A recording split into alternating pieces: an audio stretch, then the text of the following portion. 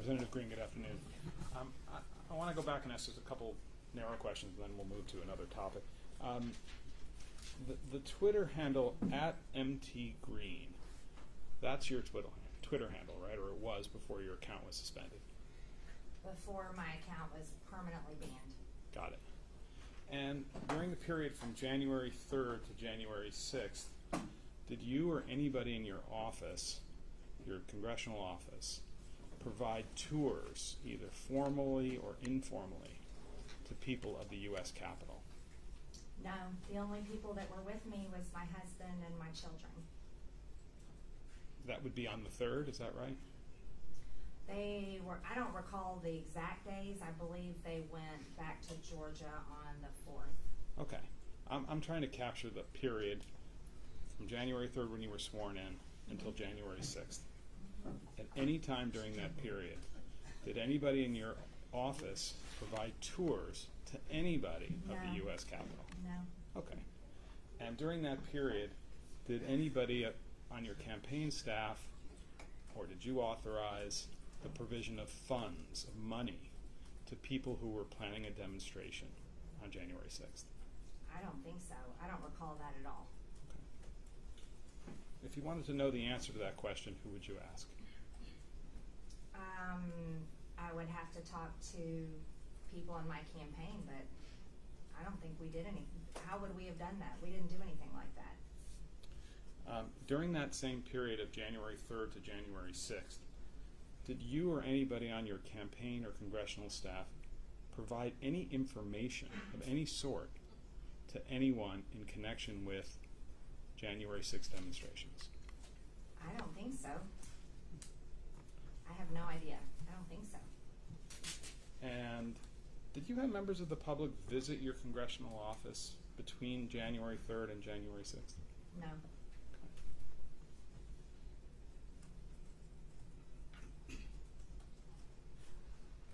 And during that period from January 3rd to January 6th, did anyone from your congressional office or your campaign provide maps or the location of offices within the Capitol to anybody? No.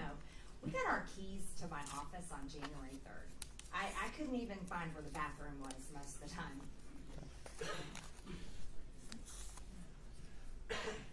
Okay. You know why I'm asking these questions, don't you, Representative Greene? I have no idea why you're asking these questions. Representative Greene, you're familiar with the significance of the year 1776 in U.S. history, right? Yes. 1776 is the year that the Declaration of Independence was signed, right? Mm-hmm. And that was a statement by representatives of the 13 colonies that they were no longer subject to the authority of the British Crown, right?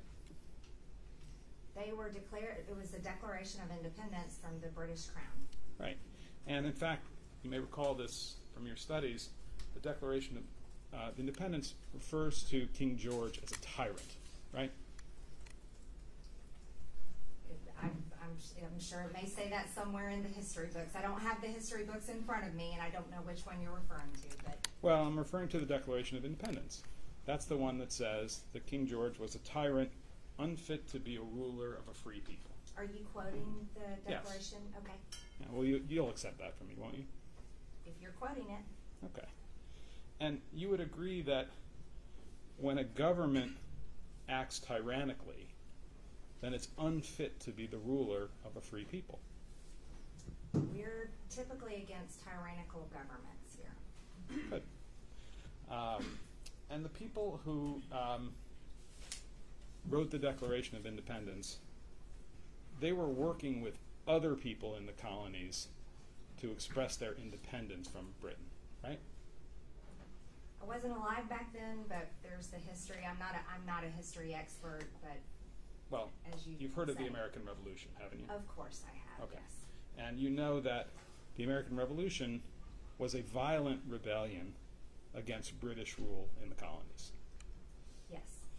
And they were trying to overthrow the government in Britain that was ruling the colonies, right? America was trying to start our own government. Right. And to do that, they had to get rid of the British colonial officials who were here in America and throw them out. Yes. And they viewed the British officials here and the Crown in Britain as a tyrannical government, right? Yes. Okay. And that was an insurrection. Wouldn't you agree? The American Revolution was an insurrection against the government? I don't believe it. I don't know where it said that.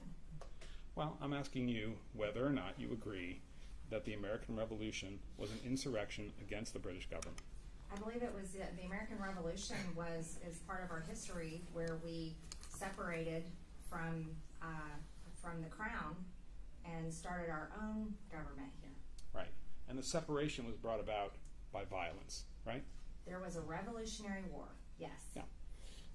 And the violence, the colonists were justified in using violence to get rid of the tyrannical government of Britain, their officials in America. Right? Is that your opinion? I assume I'm asking you. It was a Revolutionary War. It was violent. Okay. Now, you've actually talked publicly about the Declaration of Independence calling for the overthrow of tyrannical governments, right? That's something you've discussed publicly. Are you referencing to something I've said somewhere? Well, do you recall talking about that topic? I've talked about the Declaration of Independence, but I don't know what occasion you're referring to. Okay.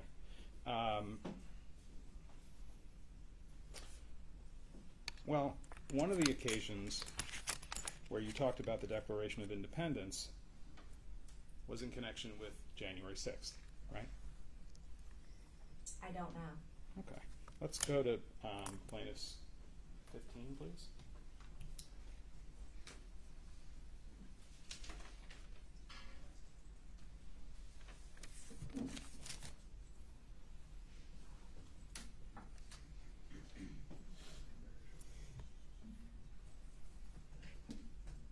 Which one is this? Which one is this one, Mr. Joe? Plaintiffs 15?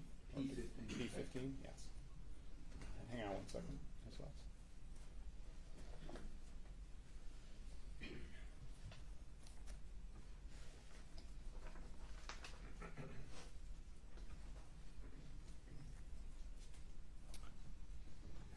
Ms. Greene, I'm going to play a short clip and ask if that's you speaking on the video, okay? What's the date on this? I can't read it from here. Do you know? Sorry. October 26, 2021. October 26th, 2021. October 20. Right.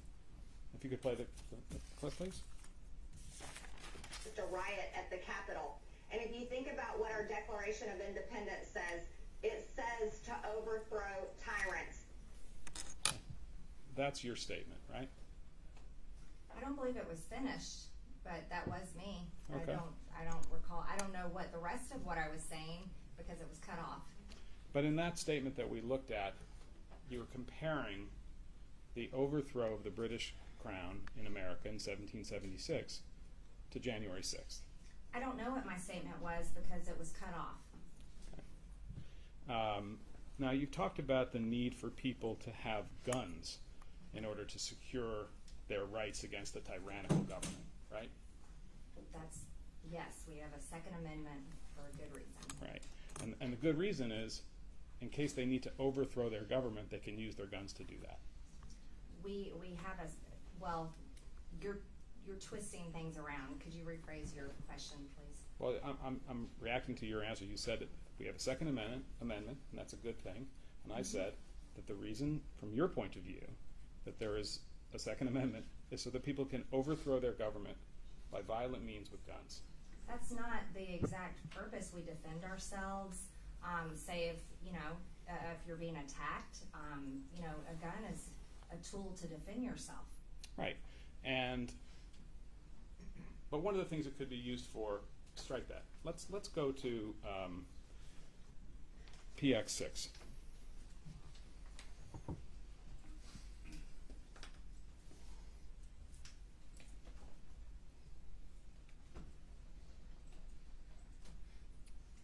I'm going to play a video here and ask a couple questions about it.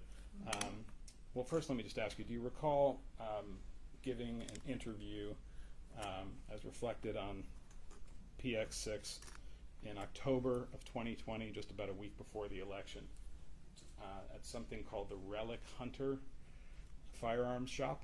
Mm-hmm. I vaguely remember. Okay, and that's you on the left, and the gentleman on the right is the owner of the shop. Am I right about that? No. Okay.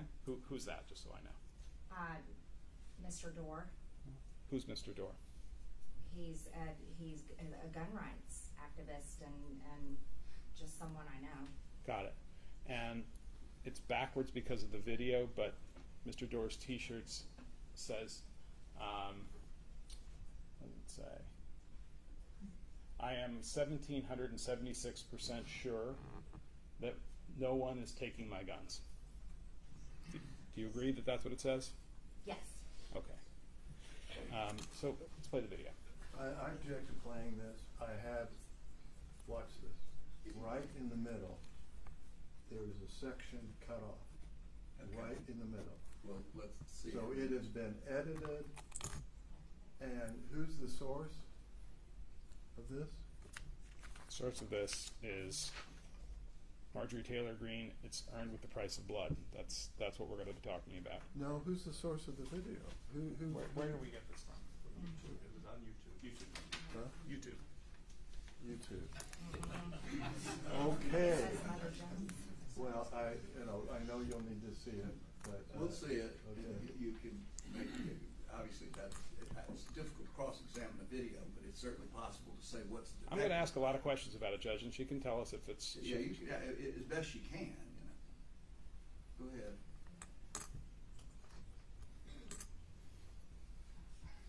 But Let me here's the deal. stop you. We're not watching the whole thing. We're picking up in the middle of it. Is that correct? It's a minute and 9 seconds, Your Honor. No. What I'm asking is, oh, I see. It's his shirt. It looked like we were halfway into the video. That's why I was. No, I was the red confused. We part. started at the beginning. Yeah. We're playing the whole. Can you go ahead. back, Ms. Wells, to just to the very beginning? Yeah, let's start it over again, please. if you don't mind.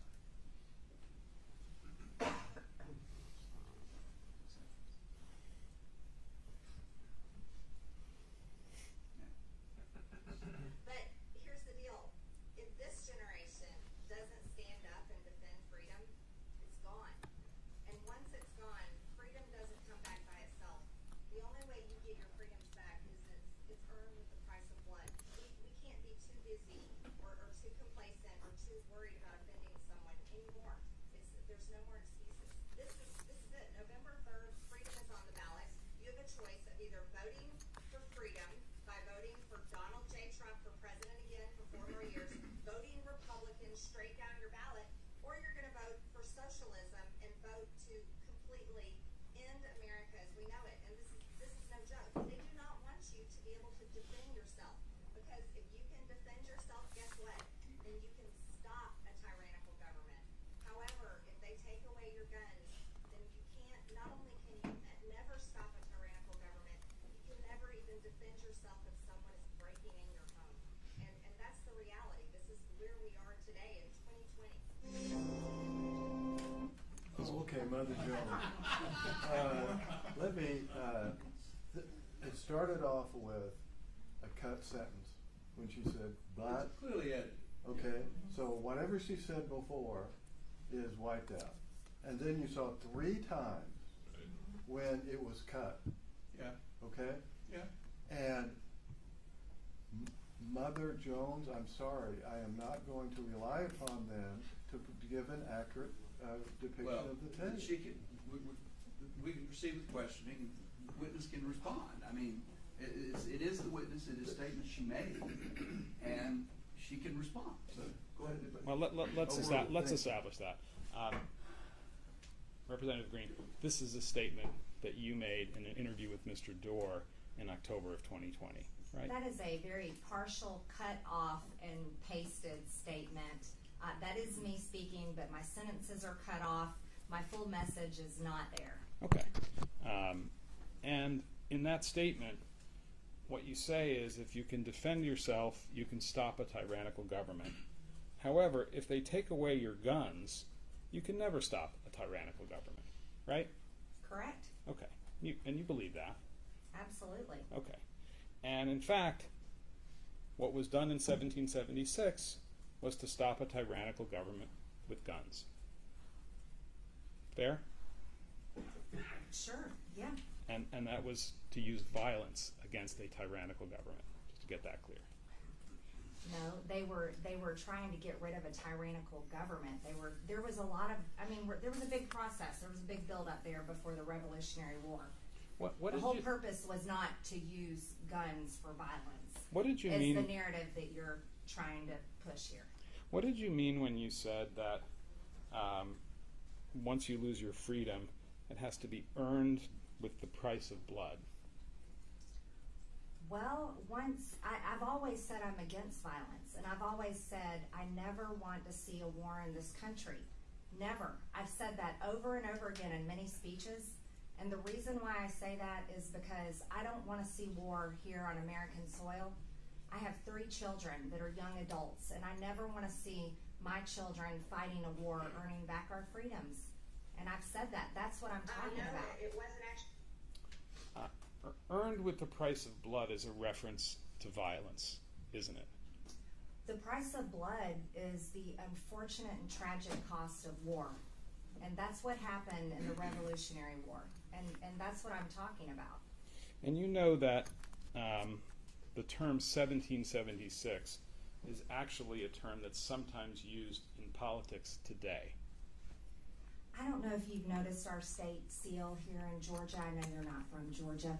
But as you can see, we enjoy our history and we're proud of our freedoms. 1776 is on our state seal. Great. And it's also a term that's used in political discourse in America today. I don't use it as a term of violence. But you use it as a term, right? I have used it as a term, but I do not use it as a term of violence. You're trying to push. We're not up to that yet. You'll have your chance to I answer the understand. question you want to answer, but you have to start by answering my question, okay? You acknowledge that 1776 is a term that's used in political discourse today, right? Yes. And in fact, one of the examples of 1776 being used in political discourse today is the T-shirt that Mr. Dorr was wearing in the interview that we just saw, right?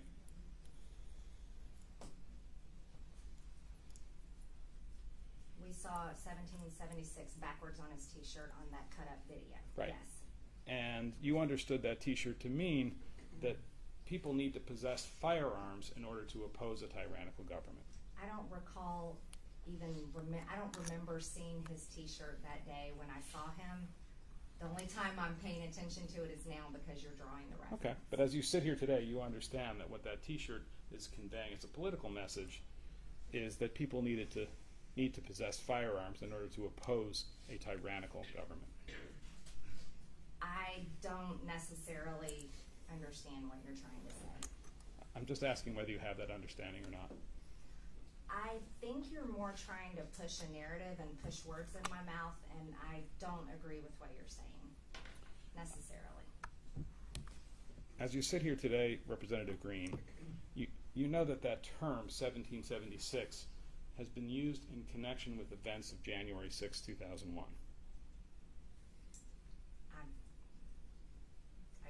I guess so. I don't know. Well, you yourself have used the term 1776 to describe the events of January 6, 2021. I don't recall, but if you say. Let's go to PX 27, please, Ms. Wells.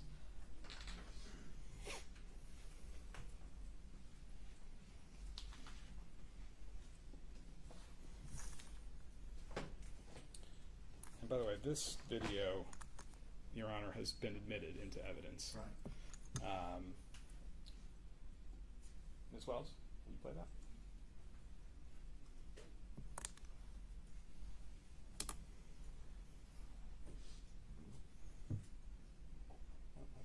No, it wasn't actually planned, but President Trump knows how much I support him. He knows how much I support our district, Georgia's 14th district, and so I was happy to go up there and encourage our voters to get out and vote.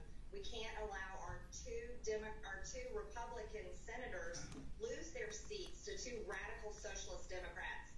So I was excited to get up there and also cheer on Senator Kelly Loeffler for announcing last night that she'll be objecting to this fraudulent, stolen election tomorrow on January 6th. And I'm very excited that both of us, women representing Georgians, will be fighting for President Trump and fighting for the integrity of our elections tomorrow. What is your plan tomorrow? How do you plan to handle what could possibly go down in this joint session of Congress tomorrow? What are you prepared for? Well, I'll echo the words of many of my colleagues as we were just meeting together in our GOP conference meeting this morning. This is our 1776 moment. That's your statement on January 5th, 2021, correct? I don't know the date. Again, I don't recall, but now that I've seen it, what was the date of the video? January 5th, 2021, but you don't have to take my word for it. We can play it back and you'll see that you're talking about that tomorrow is the 6th. Okay, yes. Okay. And this is 2 days after you took the oath of office to be a representative from the 14th Congressional District, right? Yes. And you used the term 1776 to describe, in response to a question from the Newsmax broadcaster, right? I was speaking about objecting. Well, he asked you, what is your plan? What are you prepared to have go down tomorrow on January 6th? And your response was, tomorrow is our 1776 moment, right? It's talking about the courage to object. Mm-hmm. And you said you were echoing the words of your Republican colleagues. Was the term 1776 used by your Republican colleagues? I don't recall. That was the video, but I don't recall. Okay. In fact, Representative Boebert has used that term 1776 to describe the events of January 6th, hasn't she? I don't recall. I have no idea. Let's go to PX 9E, please. PX 9E. 9E. 9E. Thank you.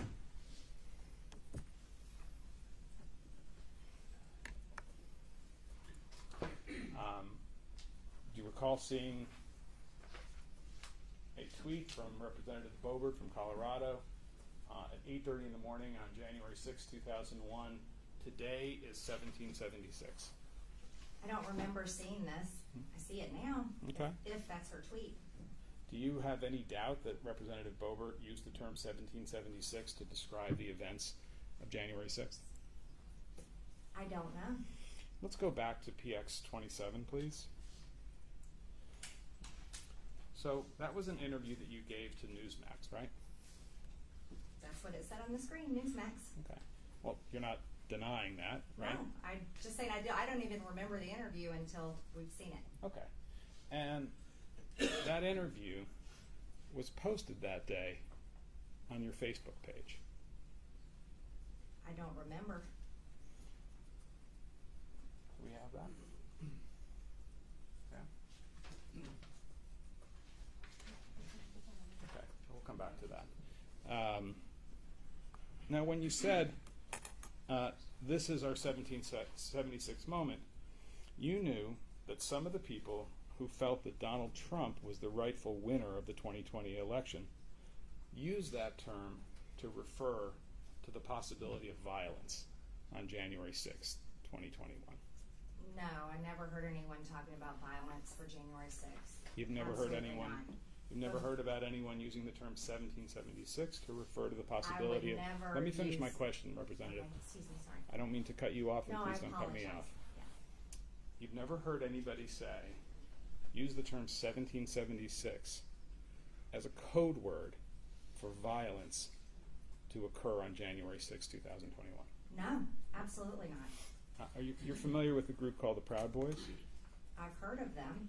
And you know that the Proud Boys, it has developed, had a written plan for conduct on January 6, 2021, right? No, I did not know that. Okay. The Proud Boys are an extremist, violent group. You would agree with that? I don't know much about the Proud Boys. You've never heard that they're a violent extremist group?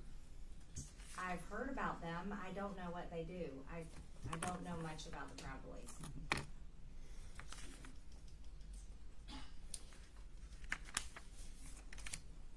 And you haven't heard that the written plan attributed to the Proud Boys for January 6th was called 1776 Returns. No, Never I heard. have no idea anything about that. Never heard that. Okay. Let's pull up PX 39.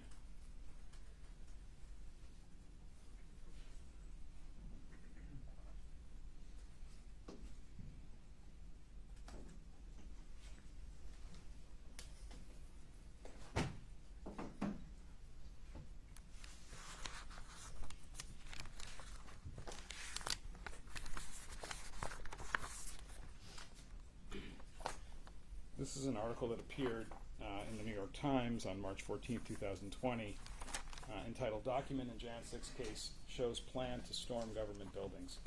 Do you see this document? I've never seen it, no. Let me get you a copy so you can have a look.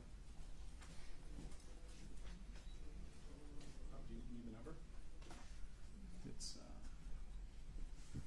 30.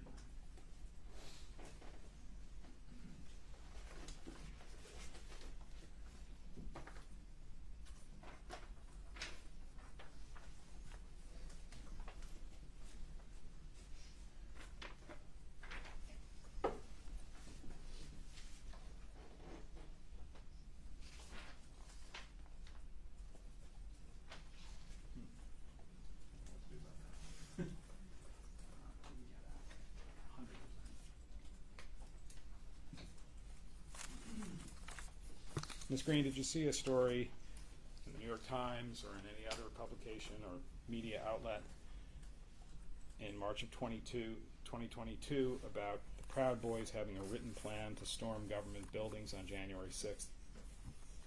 No, I've never, I don't recall, never heard anything about it. Never heard of that. Never heard that that was called 1776 Returns, that plan that the government alleges the Proud Boys had to storm government buildings. No, I've never heard of it. Okay. You were aware prior to January 6th that 1776 referred to an idea or a plan for people who were opposed to the certification of the Electoral College vote to infiltrate and occupy buildings in D.C. No. Never heard that. No.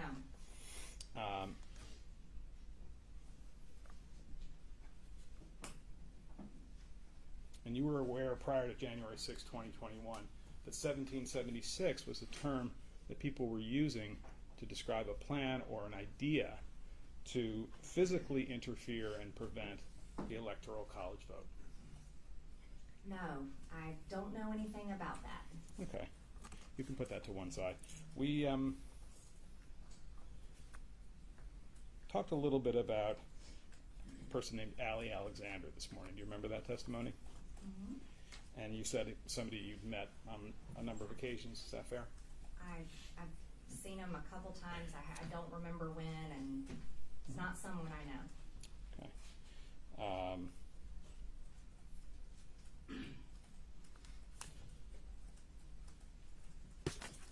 Let's pull up 67, please. PS 67 as well.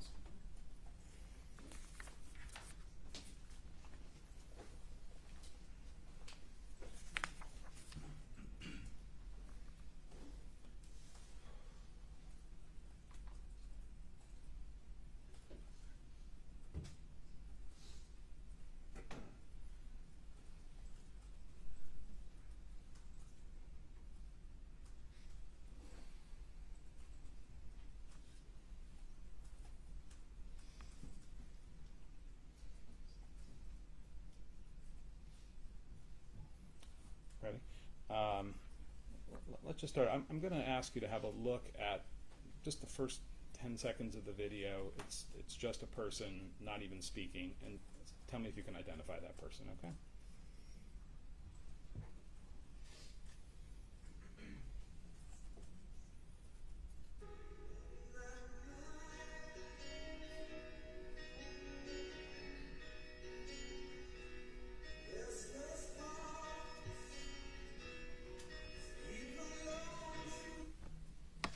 Do you know that person? That's Ollie Alexander. Let's go, thank you. Let's go to minute 11:20. This is a rather long clip, and I'm going to take you to the middle of it, around 11 minutes and 20 seconds.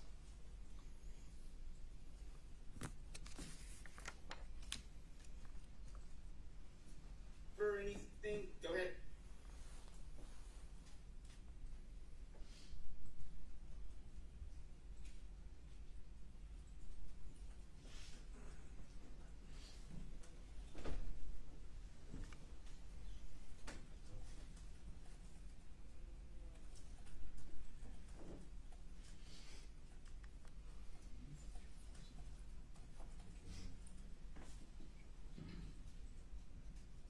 Members of Congress are on a committee.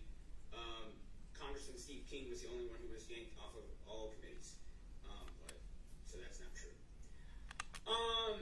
So avoid the disinformation, avoid the division. We are here to continue pressing forward. Yeah, Congresswoman Marjorie Greene, my favorite, she's coming in, a friend of mine, she's coming in, she'll be whatever. Someone's trying to tell me. You can stop it there. You see that Mr. Alexander describes you as his favorite, right? You heard him say that. That's what he said. I just saw it. Okay. Do you have any explanation for why he would feel that way? Maybe he likes the work I do. I don't know. I don't really know him that well. I've only met him a couple of times. He describes himself as you as a friend of his, right? That's what he said on the video. His words. Right. That's what he said in the video. Is he lying when he describes himself as a friend of yours? I wouldn't call him a friend. I do not know him. I've only met him a couple of times. Okay. So if he says he was a friend of yours, he would be lying. Sometimes people say things on videos for their followers or to maybe, I don't know. That's what he said. I don't know him. I've only met him a couple of times. In fact, Mr. Alexander was very active on Twitter in the post-election 2020 period up until January 6th. Isn't that right? I don't know. I don't follow his account. Okay. Let's go to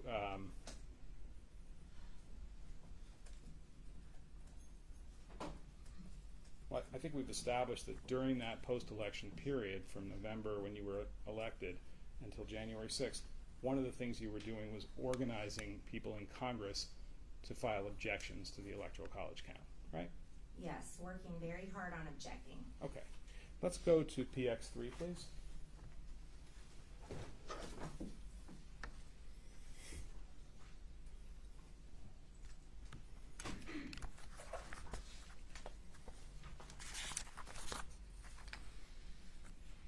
Ms. Wells, if you could scroll it up so that we can see the bottom half first.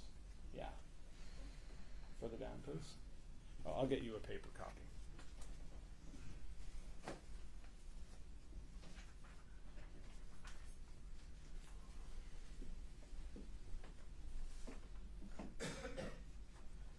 Ms. Greene, I want to focus your attention on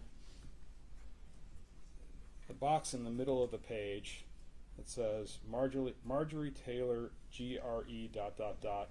12/30/20. Do you see that? Yes.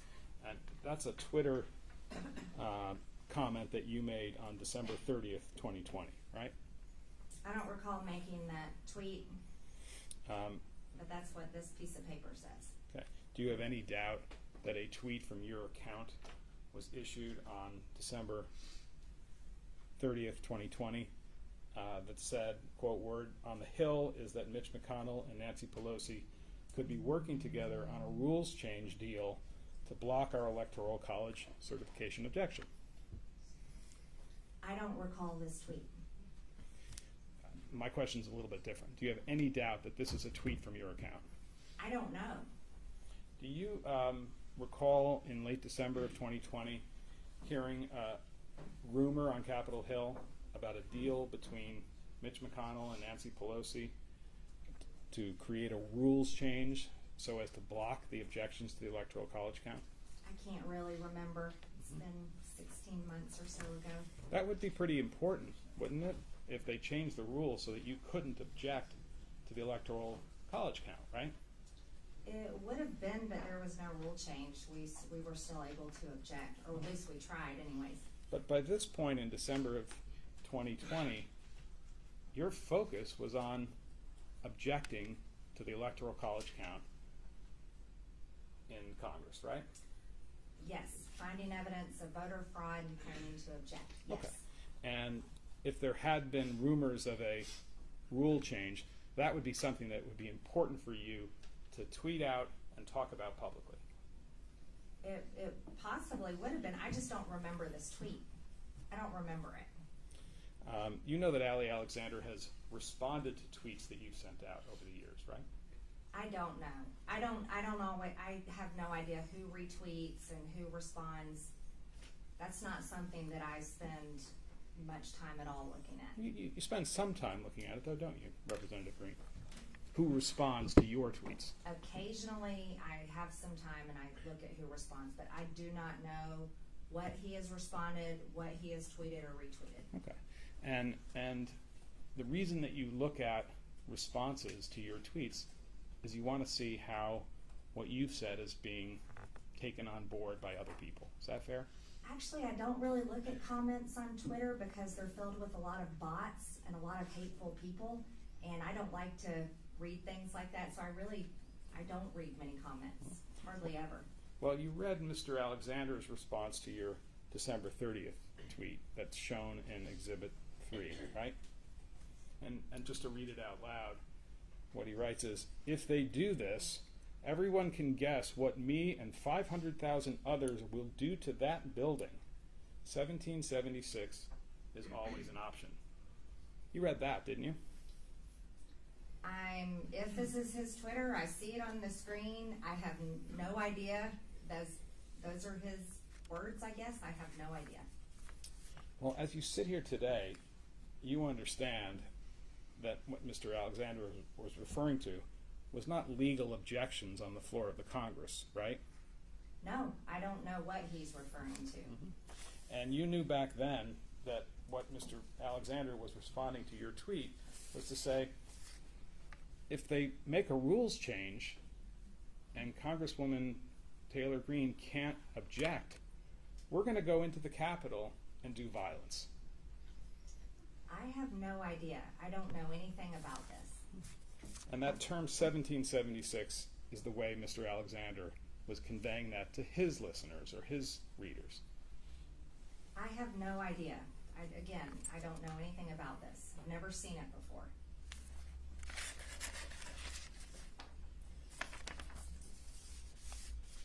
Between January 3rd and January 6th, 2021, Ms. Greene, you viewed the Electoral College certification of Joe Biden as a blow to freedom. Is that fair? I viewed it as we needed to object because there was so much evidence and so many people had signed their name. Thousands of people had signed their name on affidavits saying they witnessed voter fraud. And that meant something to me because I care about the people and I care about their votes and I care about our election integrity. My question is whether you viewed it as a blow to freedom if the Electoral College certification of Joe Biden were completed. I don't agree with your wording. Okay. Because once freedom is gone, it doesn't come back by itself, right?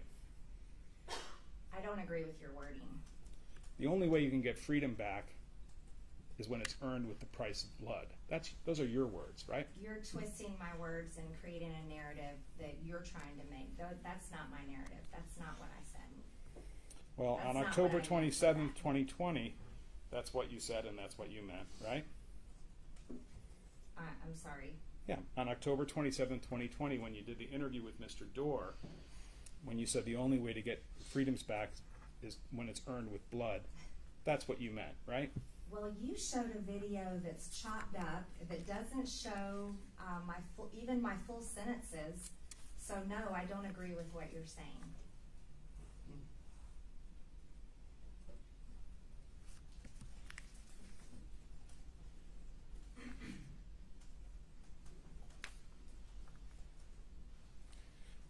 Do you have any explanation Representative Greene, for why it is that on January 5th, the day before January 6th, you described January 6th as our 1776 moment. I don't remember. Seeing this interview is the first time I've seen it in a long time. I don't remember. Now, prior to January 6, 2021, you spoke publicly on your Facebook page about the transfer of power that would occur on January 6th. You recall that? I don't recall. Okay.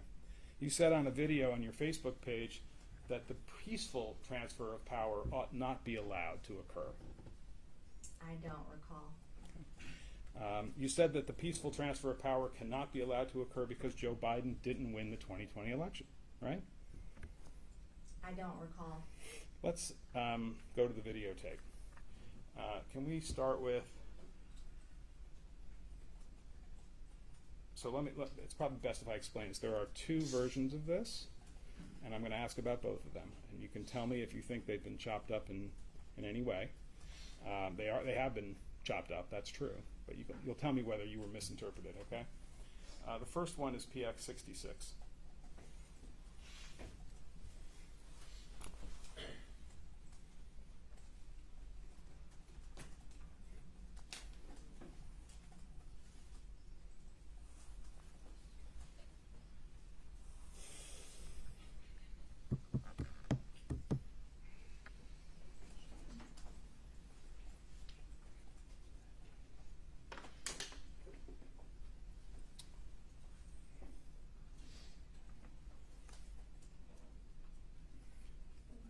Yes, can you play that one? Okay, just a second. What's the date and the source of the video? The source is, it was something, Ms. Greene's Facebook page is not available. This is something that was captured by someone else and posted on another Facebook page. Where it says it's from her Facebook page? Does it say Yes, it? I believe it does. 66 has been admitted, Your Honor, into evidence. And Yeah, what's it's the been admitted for what it's worth, so go ahead. Yeah, and what is the date? We're going to ask your client that, Mr. Bob. Okay, you don't know. Okay.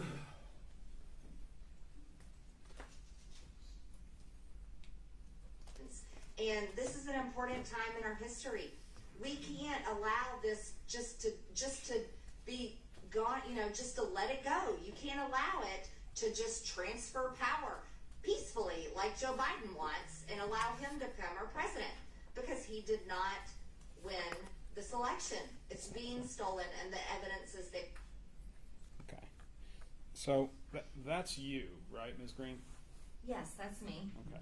And when you say we can't allow it, we can't just let it go, the it in that phrase is to have Joe Biden declared the winner of the 2020 presidential election.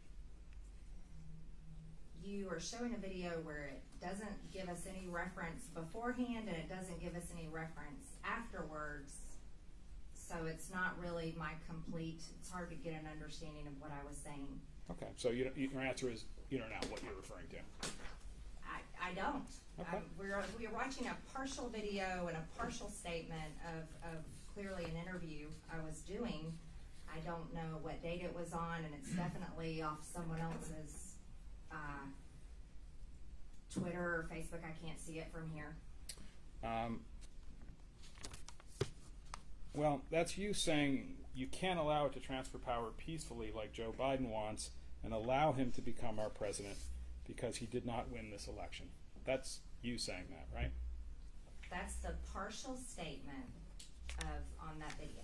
Okay. Can we pull up? But do we see the whole thing? We can run the rest of it if Let's you'd like. see the whole thing. Sure, and there's another one on top of it, so we'll watch too. I mean, we said they're different. I want to be sure that she has an opportunity to see what the difference is. Can I make a suggestion, Your Honor? Let's Yes. go back to the beginning of this one, and then Yeah. we'll play it all the way through. Okay. That would be good. I agree. Let's do that.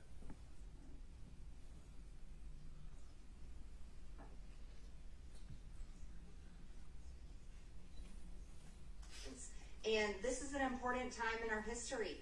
We can't allow this just to be gone, just to let it go. You can't allow it to just transfer power peacefully like Joe Biden wants and allow him to become our president, because he did not win this election.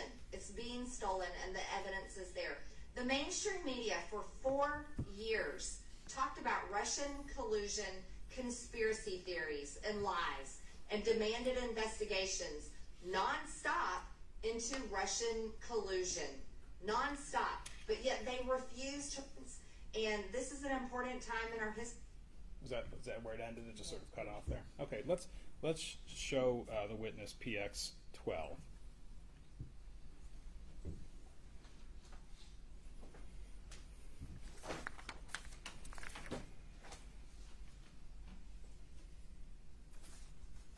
Let me hold off on that for 1 second.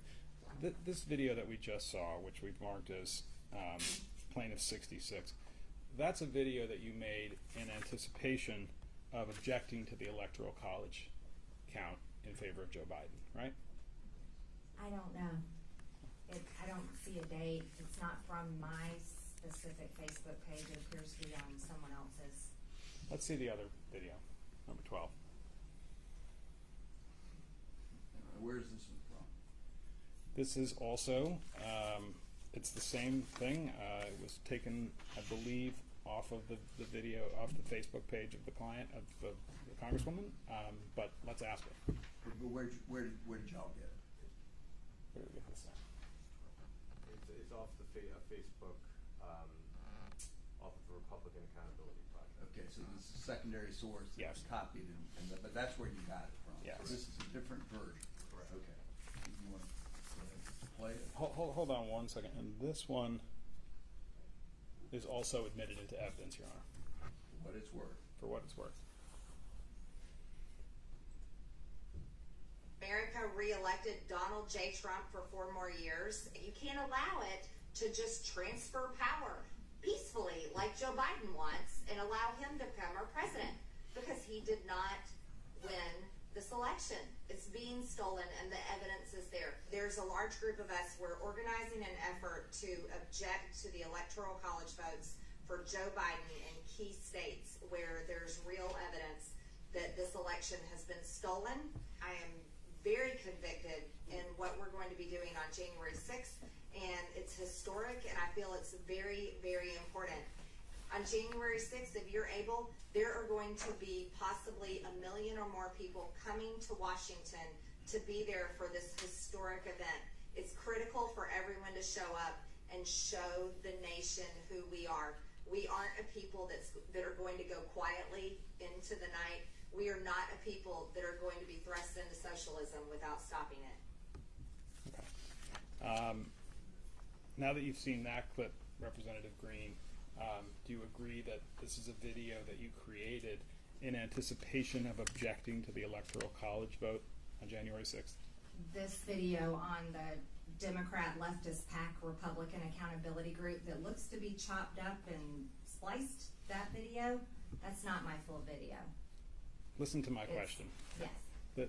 The words that are shown, that you're speaking on the screen, those are things that you were talking about in anticipation of objecting to the Electoral College count vote on the floor of the Congress, right? The only thing I was working on was objecting, but again, that's a cut and spliced video. And when you said we're organizing an effort to object to the Electoral College votes, on the video, the we were members of Congress, right? Well, members of Congress are the only ones that can object. That's part of our ability. That's what we're allowed to do lawfully. Right. And, exactly. And making objections is, in fact, by members of Congress, is part of the lawful transfer of power, right? Objecting is part of the electoral count process. Democrats did it with the past 3 Republican presidents that were elected. They objected, and I'm sure there was a lot of planning that went into that and discussion.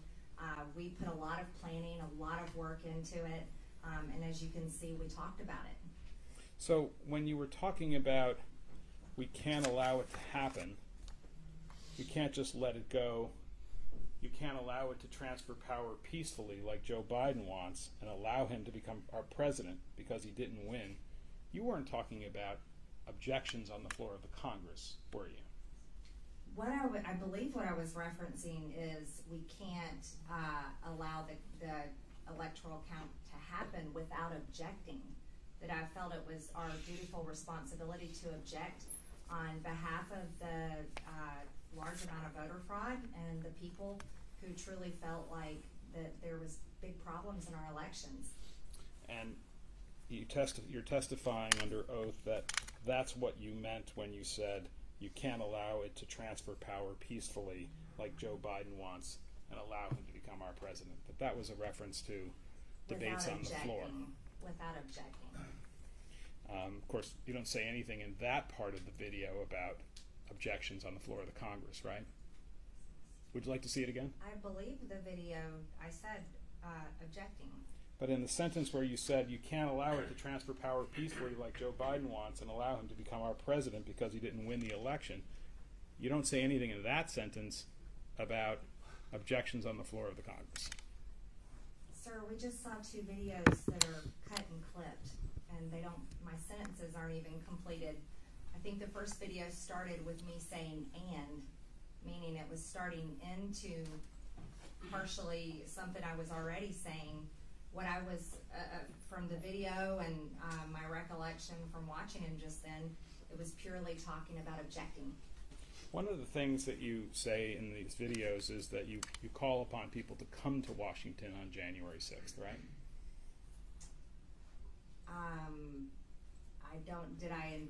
I don't remember every single word that we just watched. Let's look at it again. I think P12 is the one that includes that.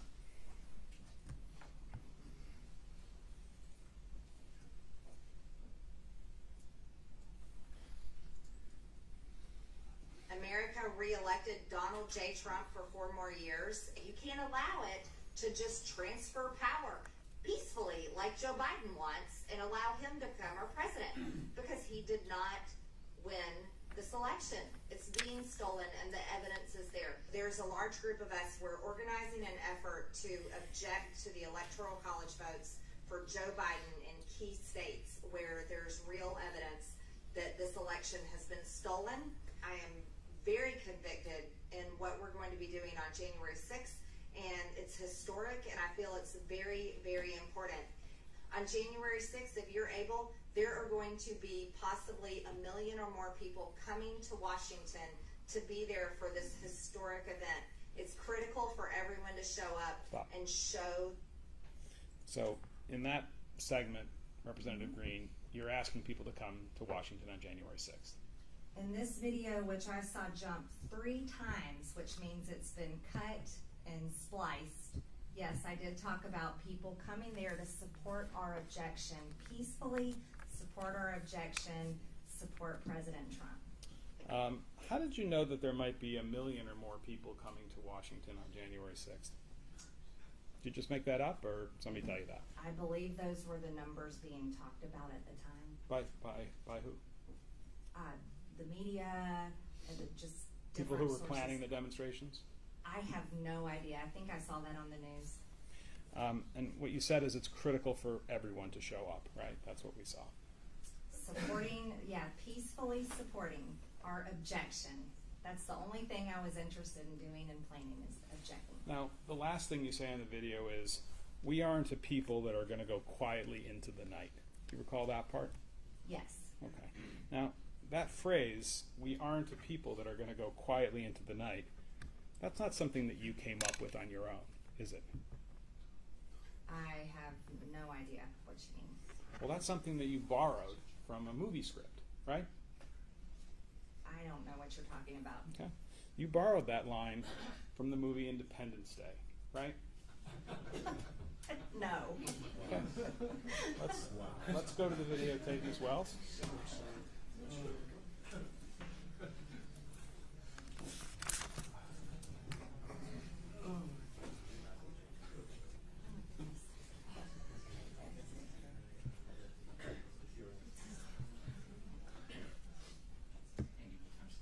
Oh, the timestamp is 108 to 144.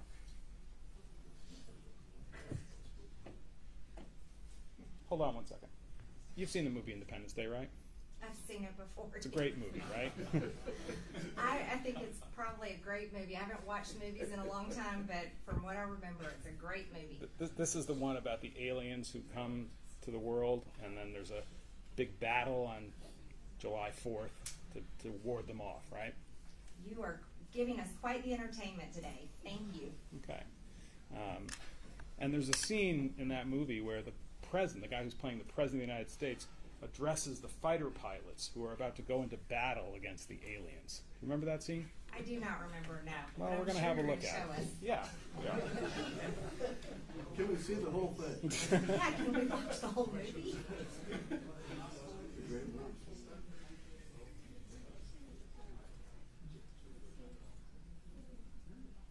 We're fighting for our right to live, to exist. And should we win the day, the 4th of July will no longer be known as an American holiday, but as the day when the world declared in one voice, we will not go quietly into the night. We will not vanish without a fight.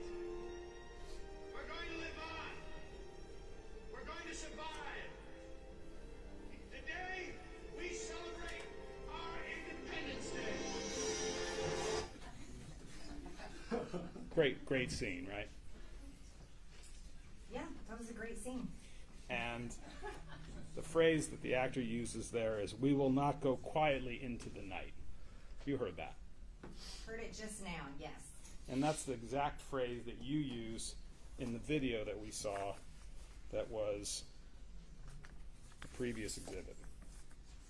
We aren't a people that are going to go quietly into the night. I don't view courtrooms and politics as Hollywood like you do. That is not the first person, I'm sure, that said that and won't be the last. And I don't recall getting any inspiration from this Hollywood movie like you're suggesting. So you were not communicating in referencing that film that January 6th was going to be a new kind of Independence Day. All I was talking about is objecting and standing up for people's votes in our elections. And by the way, Independence Day is July 4th, right? Yes, It's July 4th of 1776, right? that's right.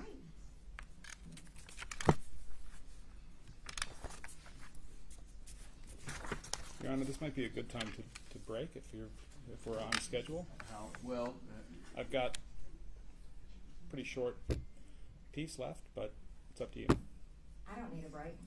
let's keep going. Great. Again, I mean, if we're talking, 30 minutes, we're talking 2 hours. Yeah, no, I don't think it's 2 hours. Ms. Greene, did you advocate to President Trump to impose martial law as a way to remain in power? I don't recall. Yeah, so you're not denying you did it, you just don't remember. I don't remember. Okay. And do you agree that the storming of the Capitol on January 6th is something that's despicable? Yes. Okay. Very unhappy about it. Mm-hmm. Now, we talked earlier about a fellow named Anthony Aguero, right? You brought up Anthony Aguero earlier. Right. Yes. And he's somebody who you know, yes? Yes. And he's somebody who you've spent a fair amount of time with, is that fair? Not much time, no. He's a friend of yours. Someone that I do know, yes. Mm-hmm. And you consider him a friend. Someone I hardly ever talk to, but someone I have known for a few years. Okay. And he is a friend of yours, right? A distant friend. Okay. Someone I know. He refers to you as one of his closest friends. You've heard that, right? I have not. Okay. And you've referred to him as amazing, right? He does a lot of great work down at the border showing the illegal invasion constantly happening at our southern border. I think that's amazing, the footage that he shows and exposes. Okay. And you know that Mr. Aguero entered the Capitol the U.S. Capitol on January 6, 2001, right? I had heard that sometime after January 6th. And you've seen a picture of him in the middle of the crowd in the Capitol Rotunda on January 6, 2020? No, I have not seen that picture. Let's have a look at PX 13B, please.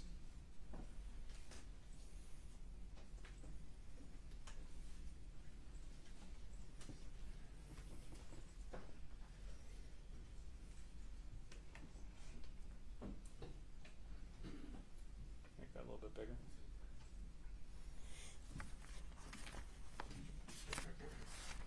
Representative Greene, is that man in the red circle on the left of our Exhibit 13B, is that Mr. Aguero? I don't know. I can't really tell. If I told you that it was reported that that was Mr. Aguero and that he acknowledged that publicly, would that help you discern that that's who that is? I don't really buy a whole lot of what you say. You've been using CNN and Mother Jones and other terrible sources as your sources and showing Hollywood movies. So, but that's what you're trying to say now, but I don't know if that's him or not. I'm just asking whether if I suggested to you that he's acknowledged publicly that that's him in the Capitol Rotunda, would that help you identify him as your friend, Mr. Aguero? I don't see your evidence of him acknowledging that that's him. Okay. I think we can probably do something with that. Can I see 13, please? I think I have it here.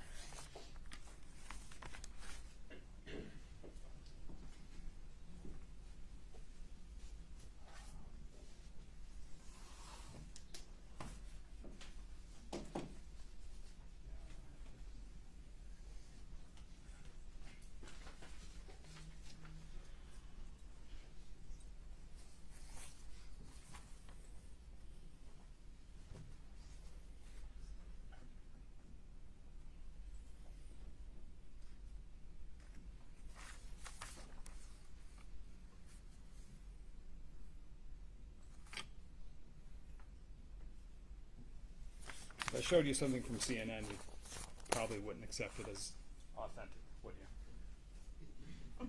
I think we've established that today. We'll move on. Have you spoken to Mr. Aguero since January 6th? I don't recall speaking to him now. Or communicate with him in any way, text, email? I don't recall now. And did you communicate with Mr. Aguero at any point prior to January 6th about the plans for a demonstration in Washington on January 6th? No, I didn't. Now, did he have press credentials? I mean, there was a lot of press in there, and that's the job that he does with a border media company that he works with. So I have no idea about what.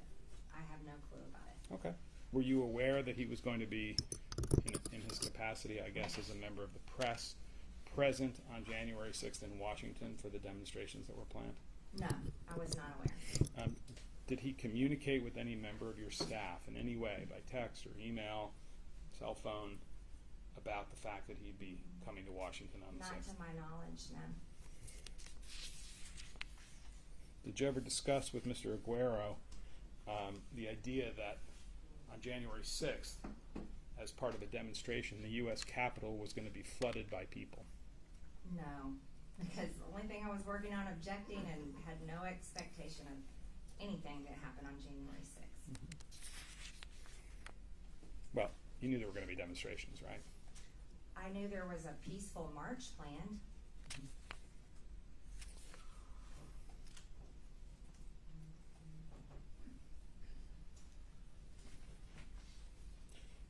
On January 6th itself, were you in contact with anyone who was involved in what you described as the peaceful march that occurred that day?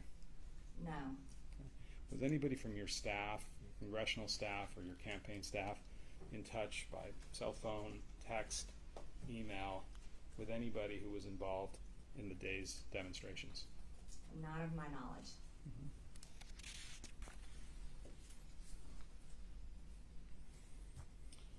At any time on January 6th, did you disclose to anyone outside the Capitol your location in the Capitol during that day's events? I texted my family and told them I was safe. Okay. Anybody other than family? No.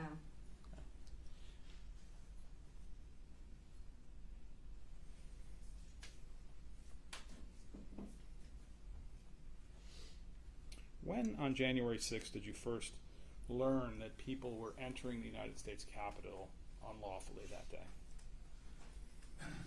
When we were in the House chamber, we were starting the electoral count, and we went on lockdown, and that's when I first learned of it. I was shocked. Mm-hmm. And do you know what time of day that was? I don't know the exact time. Mm-hmm. And when you went on lockdown, as you describe it, why don't you tell us what that meant, what you mean by that? They had to lock all the doors in the House chamber, and they told us that it was on lockdown and that we could choose to leave or stay inside, and it would be safer inside. And so I stayed inside. Okay. And when you say you stayed inside, where did you stay? Inside the House chamber. Okay. And during that time that you were on the in lockdown, as you put it, on the House floor, you said you were in touch with your family to tell them you were safe? Not at that time, no. Okay. When did that happen in the day? Sometime later after we were evacuated. And where were you evacuated to? I can't disclose that location. Somewhere in the Capitol? Mm-hmm. And when you were in that other location in the Capitol, I presume that would be a secure location, is that right? Yes. Did you have any communication, either by phone, by text, some other way, with anybody who was outside the room, outside the secure location you were in, other than your family? Not that I recall, no.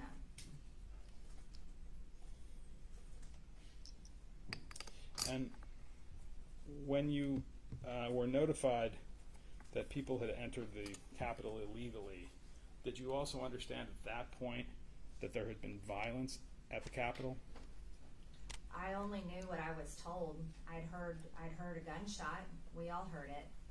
And we were so confused. We thought Antifa was breaking in, or BLM, because of those were the riots that had gone on and on all throughout 2020, day in and day out. Just horrible riots all over the country, and that was the only thing that made sense to most of us. What do you mean by BLM? BLM rioters. Is that an acronym for something? Black Lives Matter rioters. Mm-hmm. That rioters that were attending the Black Lives Matter protest. To your knowledge, has anybody connected with the Black Lives Matter movement or the Antifa movement, as you say, been subject to arrest or charge in connection with the January 6th events? I don't know, actually. I know they were arrested all over the country much through 2020, and over 95% of them had their charges dropped, unlike January 6 rioters that are still in jail, some of them, Your Honor, pre-trial. could I have a few moments to consult, and then I think I may be done. Sure, just, yeah, we don't need a break, do we? 5 minutes would be You great. want a 5-minute break? Well, if y'all want to step out, that might be easy for everybody else. I think there's a room next door. That spares everybody having to go and come. You want to step down, stretch your legs, feel free to do so. No, I'm doing fine. Oh, absolutely. Man, I know. How are you? We're going to all get through today. We'll be fine.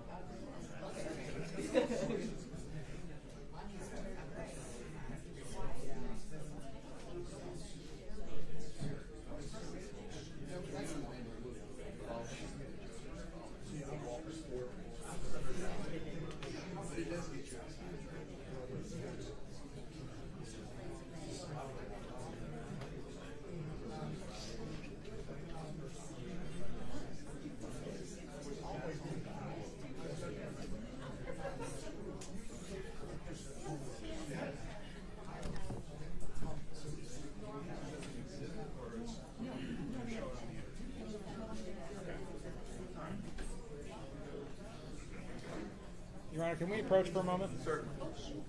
Bob? Yeah, this is hot. And we need to go somewhere. All right. Go ahead.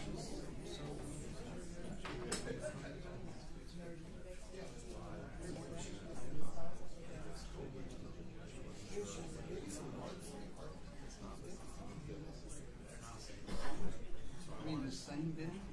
The one that we've seen the two different versions of? I'm sorry. Go ahead, Judge. Okay. I'm talking about the January Newsmax clip where she says, "This is our 1776 moment." That's on her Facebook page. They run Kevin. That's one where blue dress. No. This way. No, this is the one where she's interviewed by a reporter. Oh, Newsmax. Yeah, the interview. I asked her whether she posted it on her Facebook page. It's her call. So I want to show her that. It's live on the internet. It's very important. Whether she remembers it or not. No. You can't, you know, you can't throw in evidence at us in the middle of the trial. Come on.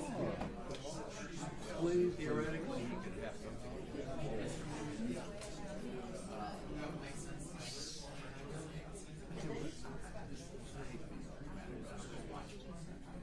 It's the same.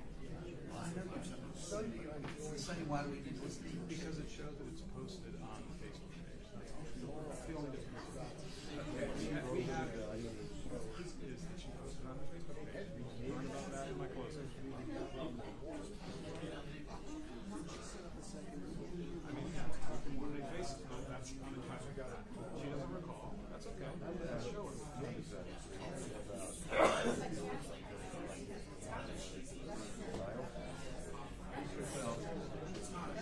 So the only question we're trying to establish with that video is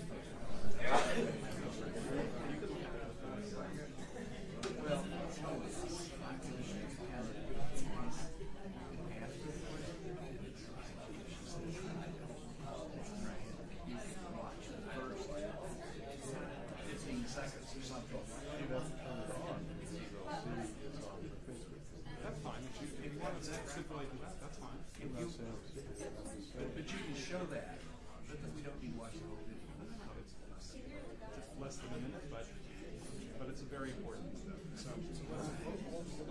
No, well, sorry, back. Bob, hold on. What did we decide we're going to do here? What did I say? I said I was. I'm going to return to the subject. Yes. Ask her if she recalls that she posted this to her Facebook page. If she does, then we're done. And then if not, I'm going to do that. okay. All right, we'll do that.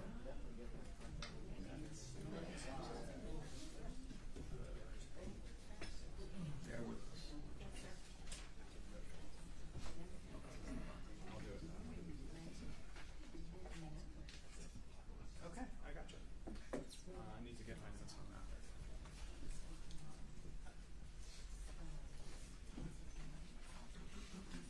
Sorry? Yeah.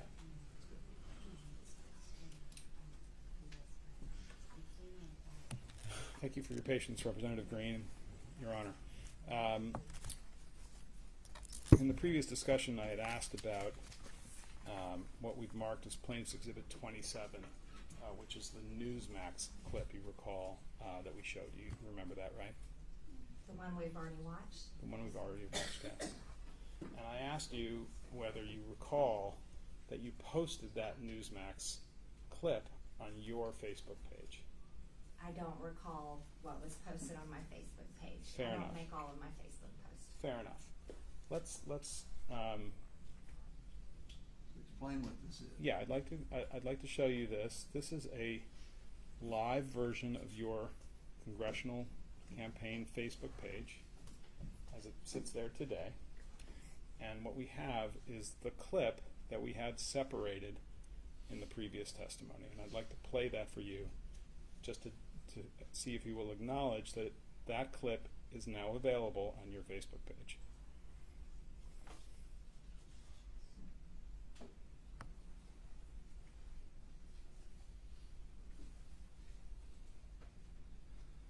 No, it wasn't actually planned, but President Trump knows how much I support him. He knows how much I support our district. Georgia's 14th district, and so I was happy to go up there and encourage our voters to get out and vote. We can't allow our two Republican senators lose their seats to two radical socialist Democrats. So I was excited to get up there and also cheer on Senator Kelly Loeffler for announcing last night that she'll be objecting to this fraudulent stolen election tomorrow on January 6th. And I'm very excited that both of us women representing Georgians will be fighting for President Trump and fighting for the integrity of our elections tomorrow. What is your plan tomorrow? How do you plan to handle what could possibly go down in this joint session of Congress tomorrow? What are you prepared for? Well, I'll echo the words of many of my colleagues as we were just meeting together in our GOP conference meeting this morning. This is our 1776 moment. Ms. Greene, that's up on your Facebook page today, right? If that's there, then yes, it's on there. Right. And that's been posted since January 5th, 2021, correct? I didn't post it, but if that's when it was posted, then that's when it was posted. And things that are posted on your Facebook page are posted with your authorization and permission, right? I do not view things that are posted before they're posted. That wasn't my question. My question was, if it was posted on your page, that's something that you authorized and permitted, whether you viewed it in advance or not. I think if I'm authorizing, I would view it in advance before it's posted. Well, no one put that up on your Facebook page without authorization from you in some sense, right? I don't recall authorizing, but you have to understand, as a member of Congress, we have staff and many people that post interviews and so forth on our social media for us. If we could make it a little bit larger, if you look in the top right, you'll see there's a message, Ms. Greene. I don't know if we can make that larger. January 5th, 2021. That's a comment that you posted on your own Facebook page. This is our 1776 moment, right? That is my campaign Facebook page. Right. And that was posted, as it says, on January 5th, 2021, correct? That's what it says. Okay. I'll ask about a couple of other things. Prior to the inauguration in 2021, did you advocate for martial law with the President of the United States? I don't President recall. Trump? I don't recall. You know President Trump, right? Yes. Yeah, he's supported you politically, right? Yes. And obviously a very important person in general, right? Yes. And 45th President of the United States. And you've had a number of meetings with him, right? Yes. And you had meetings with him between the election in 2020 and January 20th of 2021, right? Yes. And in those meetings, you discussed with him your advocacy for the idea that there should be martial law declared in the United States. No, I don't recall ever discussing that. Well, are you saying it didn't happen, or you're saying you don't recall one way or the other? I don't recall ever discussing that. Okay. Did you discuss that topic, the idea that there should be martial law declared in the United States prior to the inauguration of President Biden? Your Honor, I'm going to have to object. I actually represent the President of the United States, and that's covered by executive privilege. She can't get into any of this conversation. Executive privilege. She's not a member of the executive, and this counsel is here on her behalf, not on Mr. Trump's behalf, unless there's something I missed. It's not a proper objection, Your Honor. I'm sorry, I got flustered. What was the question again? The question was whether, prior to the inauguration of Joe Biden, Ms. Greene, whether you ever advocated for martial law to be imposed in a conversation with the Chief of Staff of the then President of the United States, Mr. Trump. You can answer the question. I don't recall. Did you ever advocate for martial law prior to the inauguration of Mr. Biden with any member of the White House staff that was part of the Trump administration? I don't recall. Are you aware of any other elected congressional representatives advocating for martial law to stop the peaceful transfer of power before the inauguration of Mr. Biden? I don't remember. Okay. Do you regard the people who were arrested and charged in connection with the January 6th events as patriots? I don't think them being arrested and charged on January 6th affects the fact that they're patriots or not. Right, so you do regard them as patriots. Yeah, some of them are veterans, yes, some of them definitely are patriots. Okay. Can we have PX 60 and PX 40? Sorry. Which yeah. one's this? PX?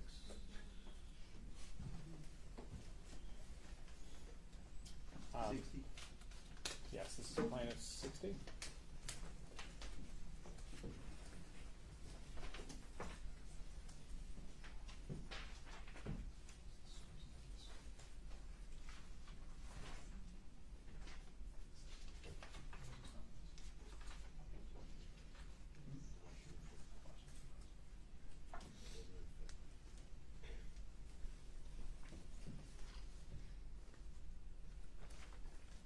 Ms. Greene, I've placed in front of you what we've marked as Petitioner's Exhibit 60, which is a story that appeared in the Washington Post on January 5th, 2021. Did you read that story in the Washington Post? I don't think I've read this one. Okay. Do you recall hearing that the Washington, prior to January 6th, did you recall hearing that the Washington Post was reporting that there were concerns that there were going to be violence and there was going to be violence in Washington on January 6th? I had not heard that. I heard no threats of violence that I remember at all for January 6th. Okay. Can we also look at PX 40?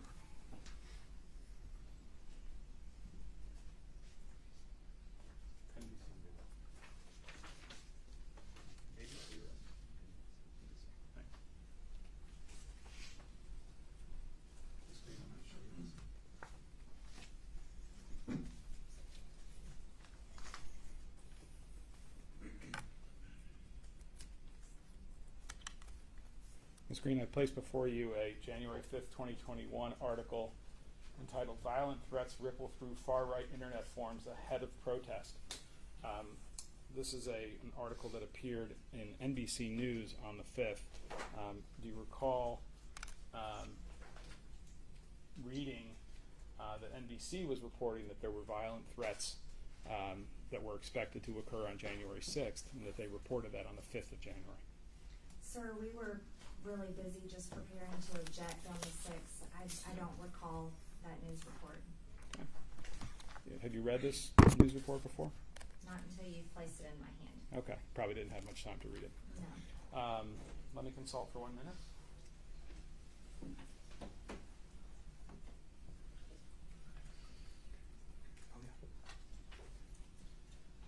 One last thing, Ms. Greene. You told us early in the day that you were suspended from your Twitter account or permanently taken off Twitter. Is that right? Permanently banned. Banned. You're not banned from Facebook, though, right? No. And we saw your live Facebook page just a couple of minutes ago, right? You pulled that up. Yes, you did. Right. And on your Facebook page, you have directed that certain videos be removed from the Facebook page, right? I don't recall. One of the videos that you had removed was the one from February of 2019, where it talked about a sea of people and flooding the Capitol and violence in the Capitol in connection with the Fund the Wall matter, right? I don't know what you're referring to. You had your staff take that one down, didn't you? I don't know what you're referring to. Facebook never ordered you to take any video off your Facebook page, did they? I don't recall. I have nothing further, Your Honor. You want to proceed? I mean, Sure. you need a break?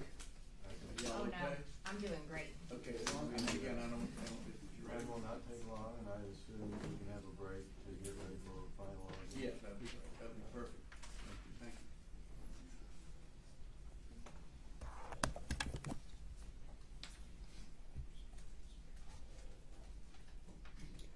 Representative Greene, I want to take you back to January 6th. you've already testified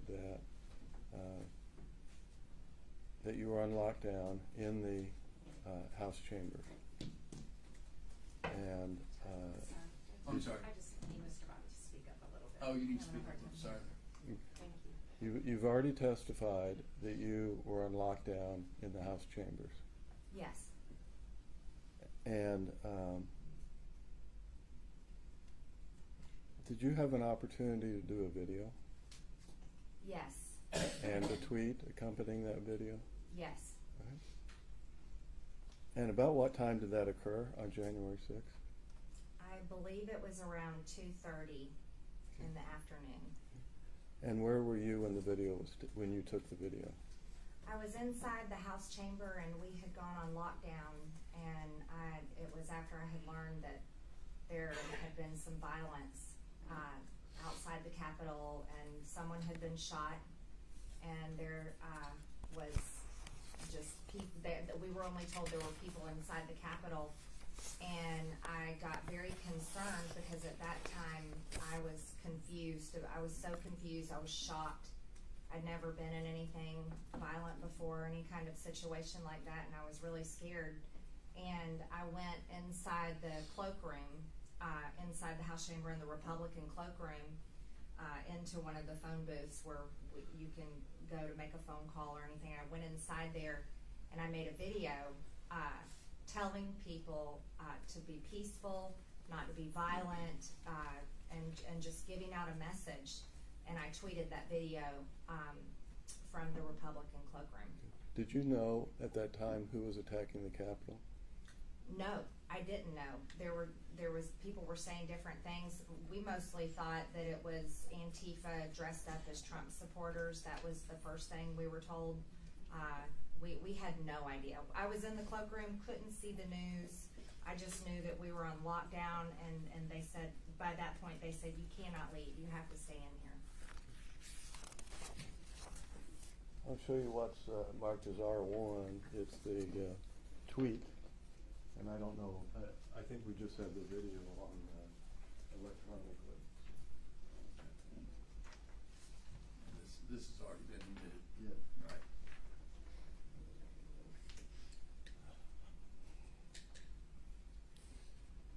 Is this your tweet and is this your face?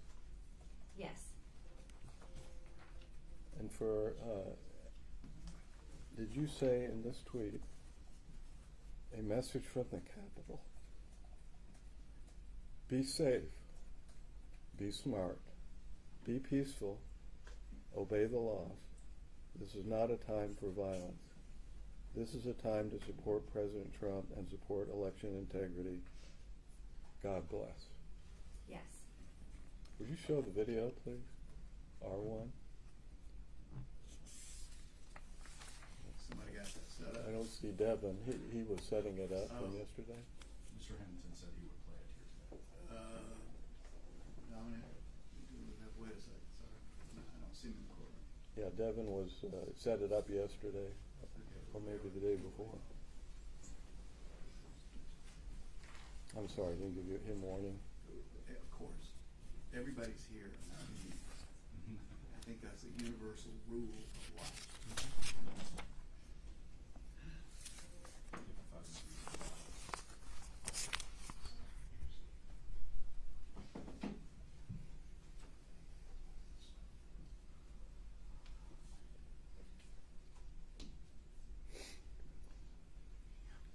We had a thumb drive delivered, Your Honor, yesterday that it was. I know. Again, I apologize. Technology. Yeah. I'm sure it'll be direct. I mean, I have. This may be it. I have. Is that it? I mean, I guess it's safe to say my customer. We're gonna. Again, I don't know where he is, and you do not want to be touching the computer. I can assure you.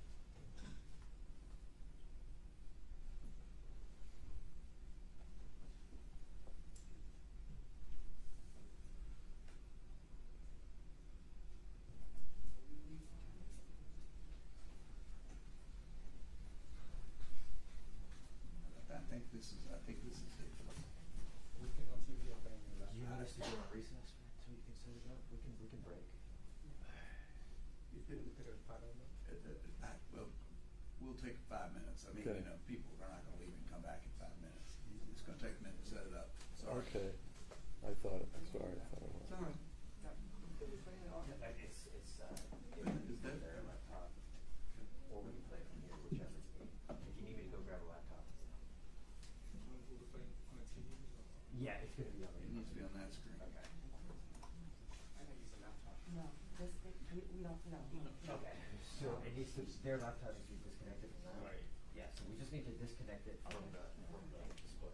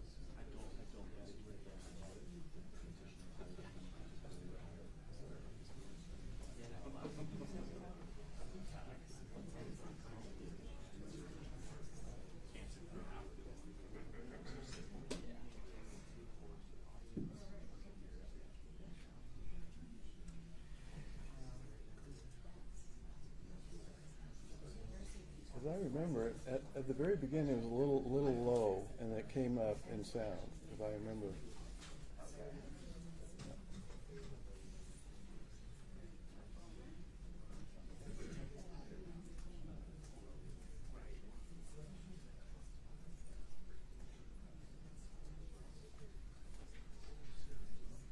Maybe not. Yeah, I saw that discussion on TV. I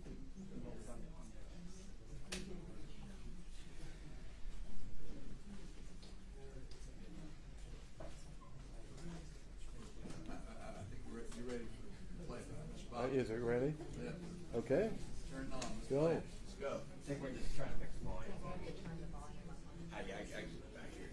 I understand. Yeah, you'll need to turn that up. I've already seen it several times. So.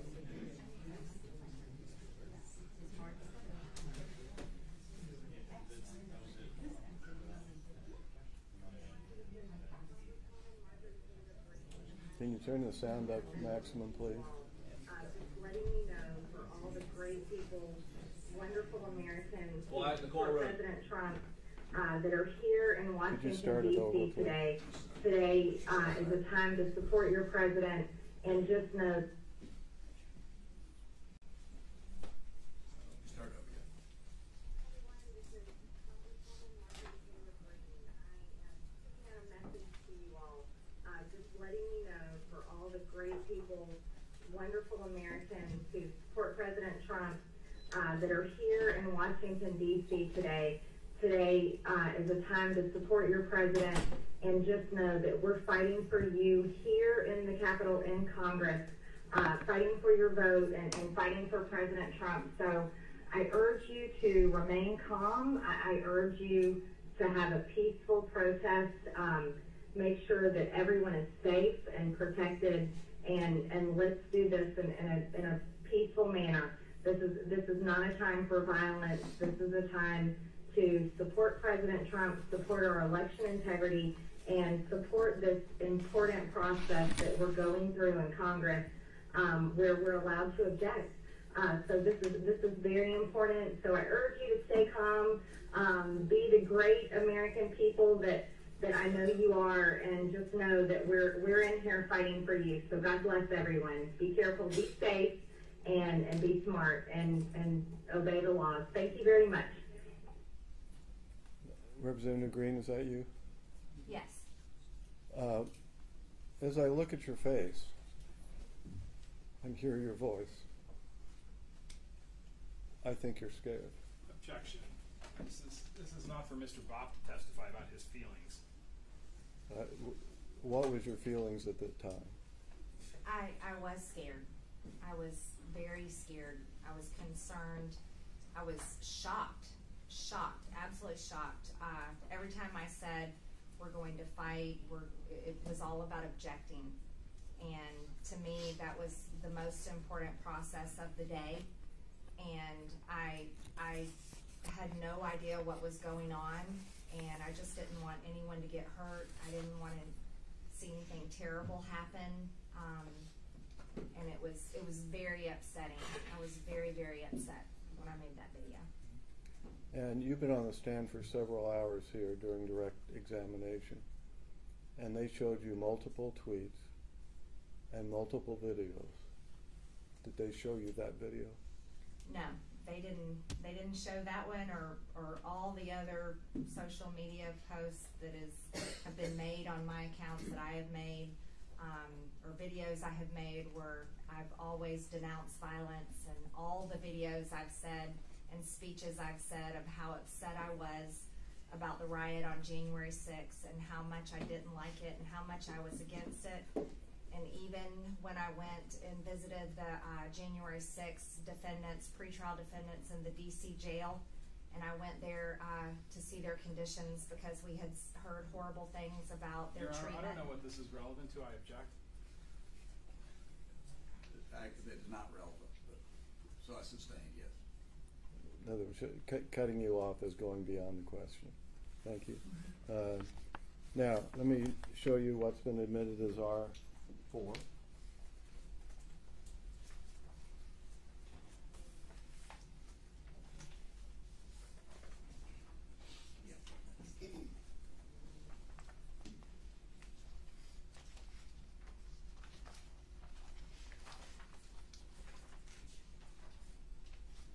Now, this is a transcript of the video that's been admitted into evidence.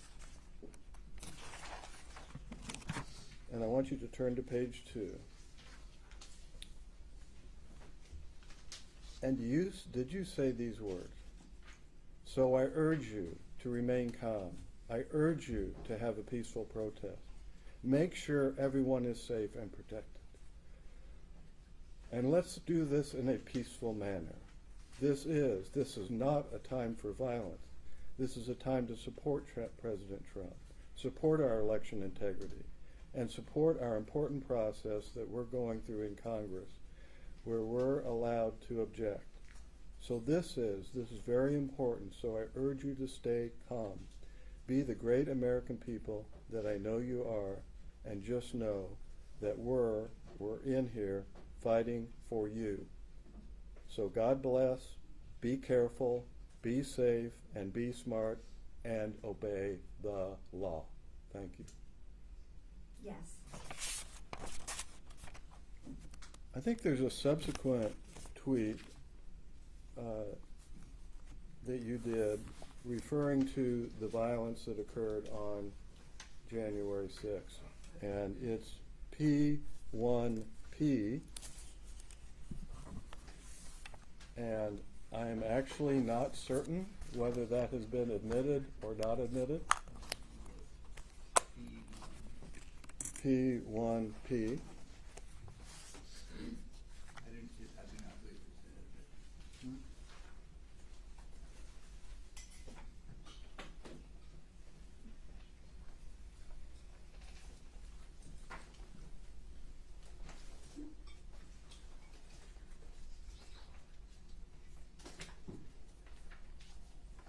So, Representative Greene, did you tweet this tweet? If I know what I'm talking about. I don't remember, but I see it's my MT Green Twitter account. Okay. So it went out from your Twitter account, but you don't know if you did it or another member of your staff or another person.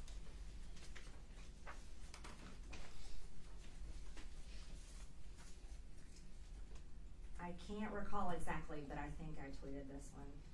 Okay. Now, this says, and this is what the date is, January 12th, is that correct? Yes. Okay.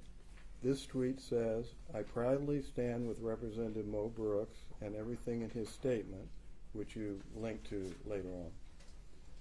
The unhinged left is out of control, and their disgusting witch hunt is full of hypocrisy. Democrats are on record for support of violence all year.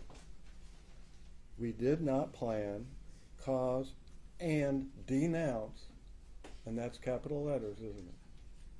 Denounce the January 6th attack. I defend my honor and reputation. So was that the message sent out on your Twitter account? Yes, it's the same message I've said over and over again about January 6th. Now, FBI Director Christopher Wray testified before Congress soon after the attack. It was before the Senate on March 2nd, 2021. And this is R5, which has been admitted into evidence. And let me show you this.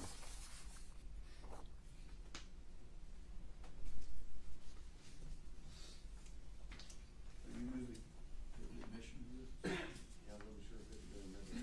I don't believe this has been admitted. All right. Are you moving to admit? Yes, I am. Any objection? I'm moving No objection. Yes, sir. It's P1P. admitted. Thank you. Thank you. Now, when he testified before Congress on March 2nd, of course, you remember Congress, right? Yes. Right?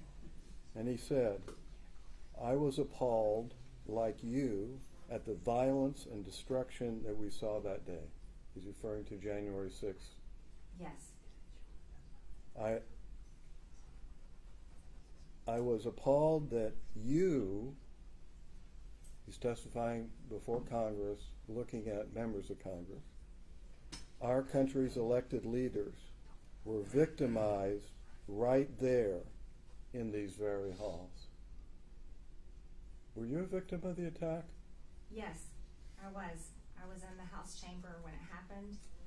I had to be evacuated to safety. We were held for hours in a secret location protected by Capitol Police, military members, for hours until they cleared the Capitol. Yes, I was a victim of the riot that day. No further questions. Your Honor, I believe the testimony has opened the door on the issue of text messages that Representative Greene sent on January 6th during the insurrection. And we would call for their immediate production and the ability to have a moment to look at them so that we can examine her on them. I thought the testimony was she did not send any other messages. No, she's testified that she sent messages to her children and her family. Those were text messages. Those were not tweets. We did not talk about any text messages. That was the controversy over the admission of the text messages, which we have not referred to at all. Except that Representative Greene referred to it when I asked her if she was in touch with anybody from that day from the floor, and she said that she texted her family. You can't open the door. Hold on. Only I could open the door. Well. Okay. Let's first of all, do you have any questions other than this? I do, and I'm going to preserve that position, but I'll move on. I understand. Right. We're going to take a break. It's been a little chaotic for the last few minutes. Representative Greene, you mentioned a number of statements that you made after January 6th where you talked about being upset about the fact that there was violence, right? Yes. Can you point to one press release or tweet or comment on Facebook prior to January 6th where you use the word peacefully and in terms of urging people to behave peacefully at the demonstrations that were expected to occur? I would have to look all through my social media, but I'm sure that it's there. I've always denounced violence. I denounced those Antifa BLM riots all over the country over and over, just like I denounced the January 6th riot over and over. So you recall that? Even to the people in jail, I told them that it was wrong. I told them in the DC jail I did not like what they did, but that I'm there because I support their due process rights, which is being violated. Can you point to one video prior to January 6th where you urged people to behave peacefully on January 6th? One time in public that's on video where you said those words? I don't have a computer. I don't have my social media. I didn't remember many of the social media posts that you pulled up in interviews. I was interested that you answered some questions about FBI Director Wray's testimony in Congress.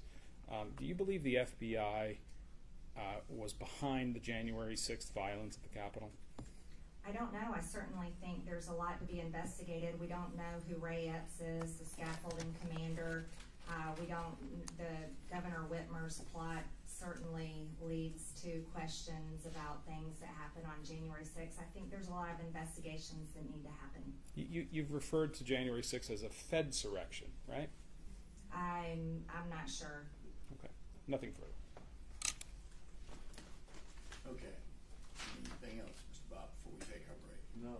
Anything else? No, sir. Do they rest, or what? Do you rest? No, we have an issue that we want to consult on, but either we're going to put in a video or we're going to move to closing statements, but the video's been admitted, so it's a timing issue that we want to talk about. All right. So you don't need the witness. She's excused. That's right. Thank you. Thank you. Thank you, Representative. You are excused. They step down. All right, now,